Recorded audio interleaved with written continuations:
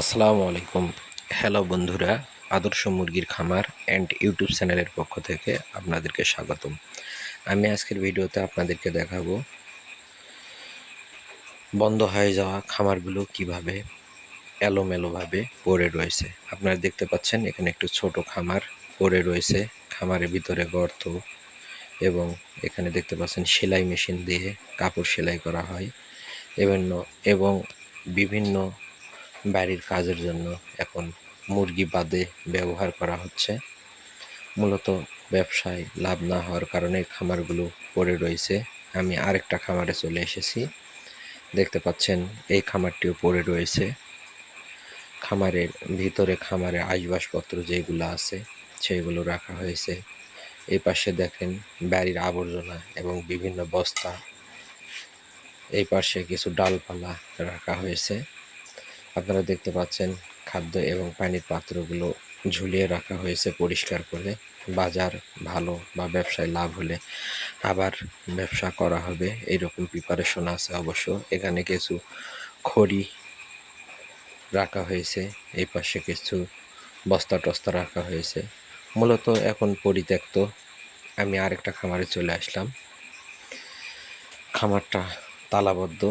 ভিতরে প্রবেশ করে দেখতেছি মোটামুটি এইটাও প্রস্তুত আছে, যে কোনো টাইমে মুরগি ওঠানো যাবে। তবে খামারের ভিতরে দেখতে পাচ্ছি আমরা মাছ মারা জাল, চেয়ার এবং বিভিন্ন আসবাবপত্র রাখা হয়েছে, ক্যারেট, অনেকগুলো বস্তা এবং মুরগির খাদ্য এবং পানির পাত্রগুলো এখানেও পরিষ্কার করে ঝুলিয়ে রাখা হয়েছে।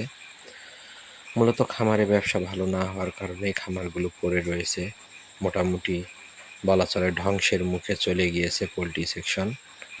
আমরা আরেকটা খামারে চলে আসলাম, দেখতে পাচ্ছি অতিরিক্ত গরম হওয়া সত্ত্বেও খামারের ভ্যাকসিনগুলো নামানো রয়েছে। বুঝতেই পারলাম বাইরে থেকে দেখে ভিতরে হয়তো বা মুরগি বা বাচ্চা নেই। আলো স্বল্পতার কারণে আমরা লাইট জ্বালিয়ে ভিতরে প্রবেশ করলাম। দেখতে পাচ্ছি খামারের বিভিন্ন প্রয়োজনীয় জিনিসপত্র রয়েছে। বাড়ির কাপড় চোপড় শুকানোর জন্য রেখেছে খামারের মধ্যে, বুড়ারগুলো উপরে উঁচু করে ঝুলিয়ে রাখা হয়েছে। মূলত চুন দিয়ে পুরো খামারটা প্রস্তুত করে রাখা হয়েছে, যে কোনো টাইমে এই খামারে বাচ্চা উঠানো যাবে। তো আপনারা দেখতে পাচ্ছেন আজকের ভিডিওতে আপনাদেরকে 4টা খামারে আমি দেখালাম। 4টা খামারই পরিত্যক্ত হয়ে পড়ে রয়েছে।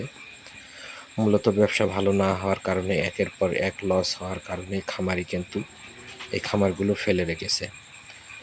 তো আপনারা যারা রেগুলার ব্যবসা করেন তারা অবশ্যই কম বেশি মুরগি রাখবেন, এটাই আমার পরামর্শ।